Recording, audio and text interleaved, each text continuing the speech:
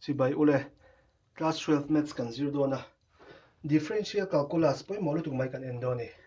class 11 a khan trigonometric functions in zir to a voini a chuan trigonometric transformation chen khat kan endo na ni formula in triat sa kha kan ziak do na chi chang chang in kan entir do na ni differentiation te kan ti integration te kan ti calculus chunga hian a oma poi mo khom maya voini kan zir tur formula lo chuan na chaw bul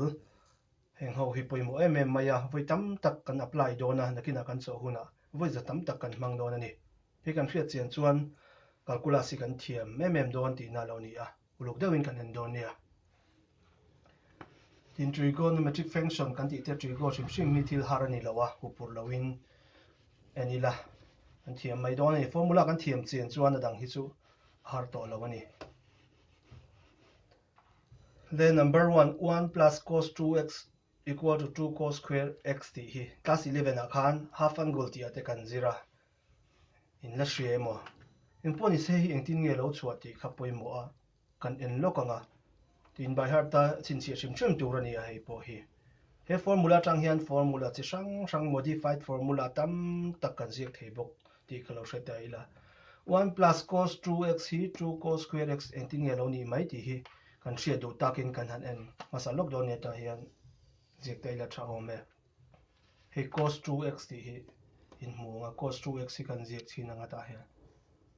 cos 2x formula hi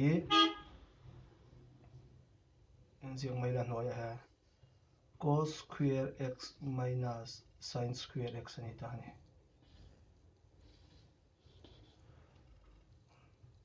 heta tang hian kan siam rem le anga value dang te kan put anga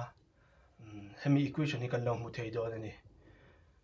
tam tak chuan engtin nge cos 2x hi cos square x minus sin square x ani ti te hi no la hre le du mai theia thuilu tu ka entir kai chuang lo in formula tang khan ti theia chu wang chuan en le lokila formula poi mo deu mai class 11 in zir kha cos a plus b kha en lok te ang cos a plus b chu engani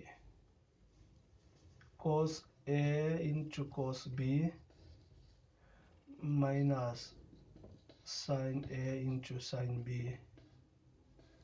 alo ni tani cos a cos b minus sin a sin b lo ni tani hemi formula tang lo chuak hi lo ni tani cos 2x hi engtin nge lo chuak kan ti mai theia hei entira cos 2x hi azia dan pakhata heta hin kan ziak chinanga cos then lo da ila plus form in 2x hi pahnia lo separate taila ti nge draw x plus x 1x plus 1x 2x kalo ni thota ni chun hei a angin hei b angin lo ngai tala cos a plus b lo da tala ta po hian kan ziak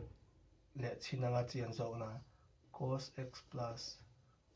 x lo ti taila draw a to x b po x ho kha apply don taila ti nge lo chua cos a cos b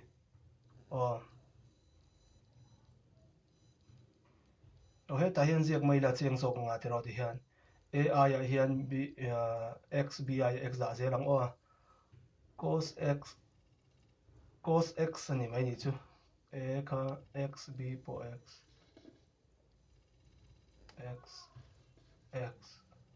chu x plus x chuan hei kan ziak thale mai anga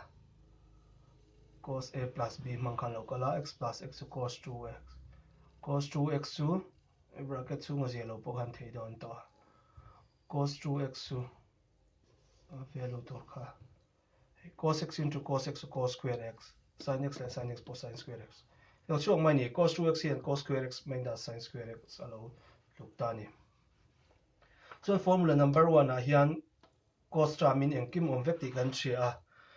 sin tram kha om lawa chu wang chuan hi kan siam rem le anga cos square x nga in ziak la sin square x hi cos square tramin ni da don ni chu cos tramin class 10 na hei chu kan hre to a sin square x aya 1 minus cos square x hi siam rem le ila cos square x minus 1 minus into minus plus alo ni anga plus cos square x chuan first day last term kan bel chuan 2 cos square x minus 1 lo ni ta ni chu cos 2x in 2 cos square x minus 1 mo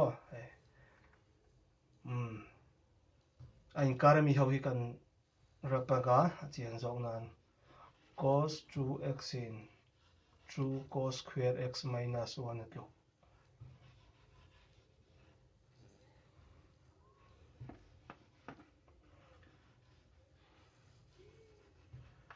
cos 2x in 2 cos square x minus 1 hian lo tlok ta ni tro chuan hei hi han siam rem mula left side right side transfer panga yang khani mai cos 2x ania minus 1 right side ami left side taron da phela 1 lo ni 1 plus cos 2x 2 cos square x ka lo ni mai do ni formula hei poi dik thau ni hemi yang chi po hian kan mang do ni voi tam tak chu thawa hei po hi zia dan chi dang ani mai ai nang ve ve a don chu mai ro chuan 1 plus cos 2x ka 2 cos square x lo kan ni ti kan chin che do ni tin pathina pe chun minus te po lo lo om le do ni ai nang deuh reng do na har lo tur ngai la kan chin che je langa le polo ni ta sela hin eta ula half angle ti ang in zir kha helai angle taki 2x ania angle nei chu tak angle taka hi 2x heta in mu thei chu 1x ani ta ni angle taki 1 chu achan ve a half chu 1 alo ni ta ni half angle ti ni kha helam zong hian double angle ang khan helam 1 ni chuan 2 helam 2 ni 1 ikhan local zel do na formula hi kan siam rem do ni chan chu nakina 1 plus cos 4x te lo ni de yanga 1x amo 20x te po 60x te po om ve theya wang khan kan hre chiang do ni lo chua da na kha kan zi zong zong thei me nga ta hian ei nang do na chu om vek mai ngei chu kalo da lok dewa chu lo da lok ila hang te po hi cos square hi chu mu ta khai nang vek do na cos square hei entai la ta 4x ani hian ta hen engelo omang half angle a chan ve ti na ni vai 4 chan ve chu 2 ni tiro 4 by 2 ka chu wang chon ta hian 2x alo ni mai do ni har lawa ta po hian value dang deuh kan da chin ang enge ni ang 12x te kan da nge sang deuh 12 chan ve chu ta hian jiang mai do ni 6 ani mai lo mi 6x tiang khan har lawa ni ta hian kan ziak fia le deuh anga x so hi kan da nge o thunga hei poimo do na ai 1 ai kan mang waranga 4 ai kan mang tam le bawanga a half zia tu ne 1 chan ve chu enge kan ti chuan 1 chan ve chu 1 by 2 ni mai tro 12 by 2 ti ka 16 kan zia ka 1 by 2 chu ti hian x by 2 melomi 2 divide 2 ania 1 chan ve chu half kan ni mai a engkan local zel do ni tin helam side te kan thiam rol hian helam pang zi dan po thiam ve tha chu wang chuan ta hian kan ziak chin anga 2 cos square 8x kan dang o ta hian 8x helam hi fill up ve don chun chin te ang 1 plus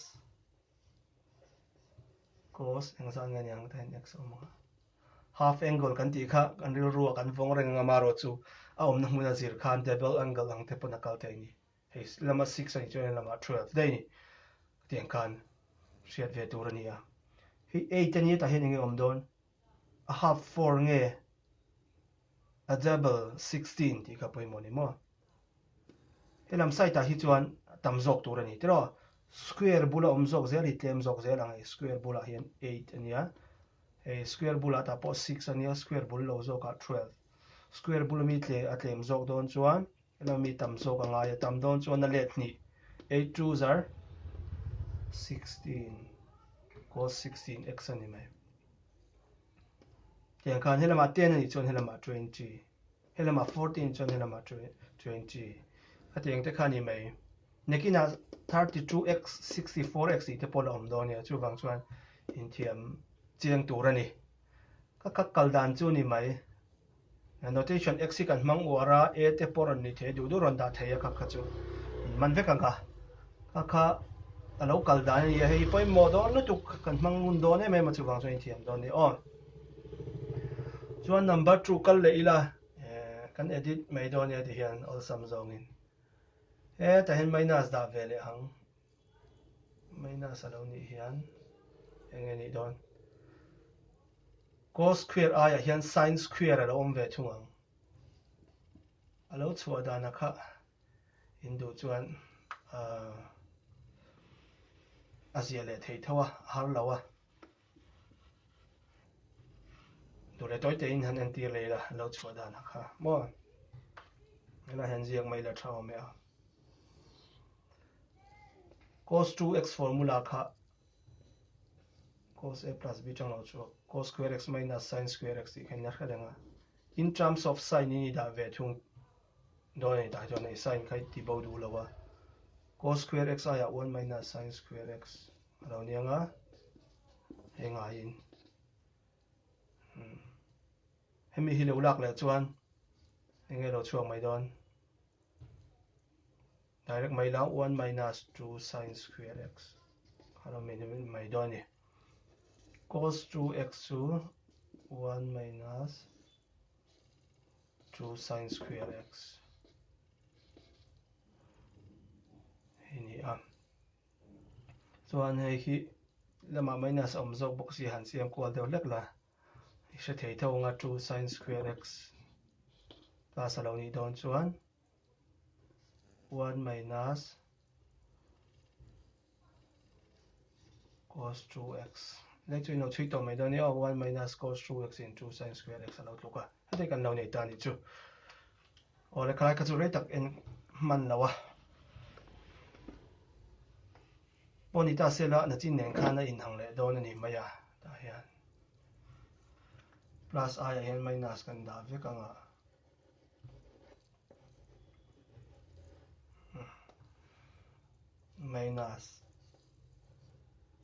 minus a chuan cos chu nge sin square half angle ni by 4 chu 4x to 2x hei po sin square 6x hei po sin square x by 2 ni mai 1 ania ta half hei po 16 na mak lo zia ka poi chuang la 2 sin square 8x ani mai number dang karon pe lo mai ni chu all sum zawk nan hei du du in siam theia in ti dang lam the ani 4 le 1 hi kan mang na sa zualanga hei kal dan chu lo ni mai in du du in ti dang lam the pakat te poi kan ziak chin mai mai nge har le nem 32x te hen ti chin teu ta half chu za ne 16x ani le mai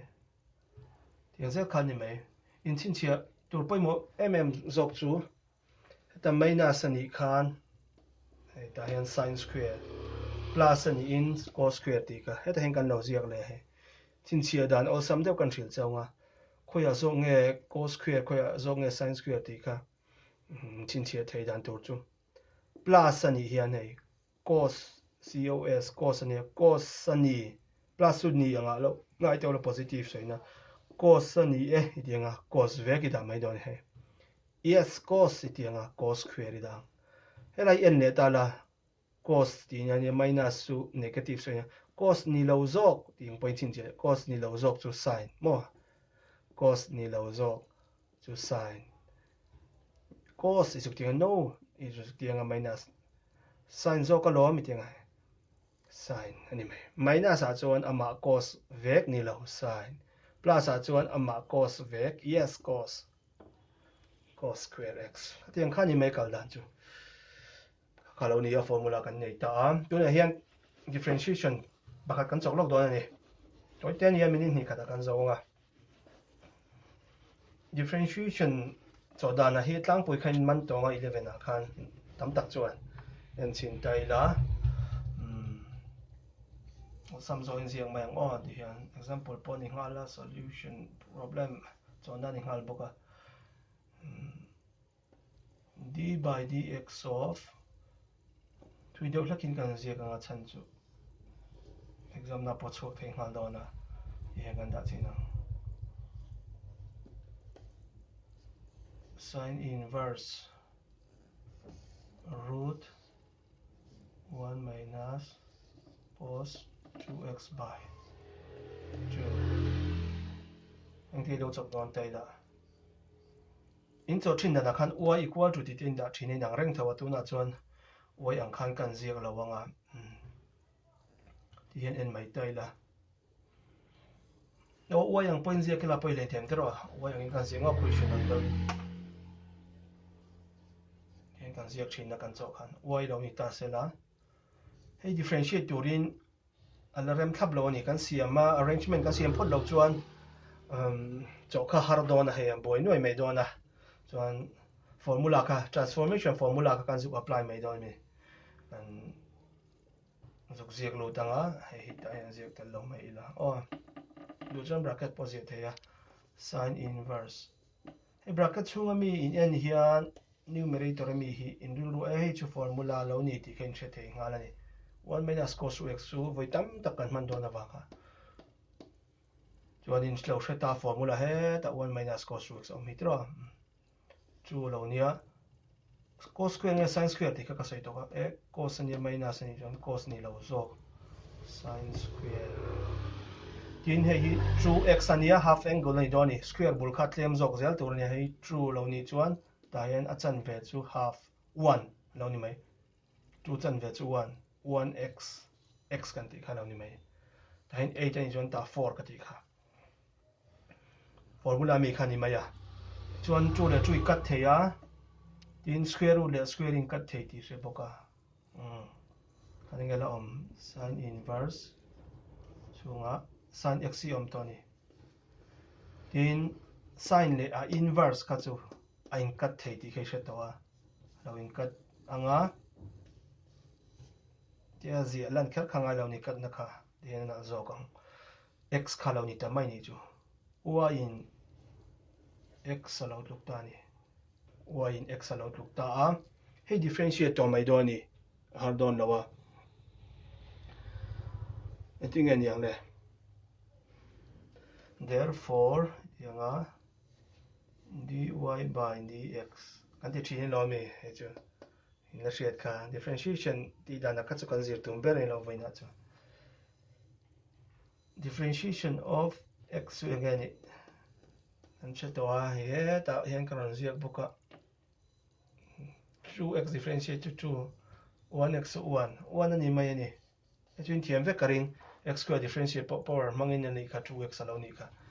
thiam to turanga in lo ni ta he 1 hi answer lo ni mai do ni ti khan lo ni sela question pakhat che zia le hangle pani na hi kan siam rem hre tanga tan inverse te kan siam anga ta ya 1 minus cos angin kan sela nge kan ziang in thiam vel chuan question te po hi nang mani in du in ziak ve pop thei do ani exercise ami zuk chok thap in dot da na ti thap ai ma khan zalen takin nang mani in question te in siam chok anga in chok pop mai do ani mo 1 plus kan da ve tung 1 plus cos lai te hi 2x lo zong hen kan da ve lok tung x so da te ang ta hen x so chuan hei hi tan inverse kha lo ni to a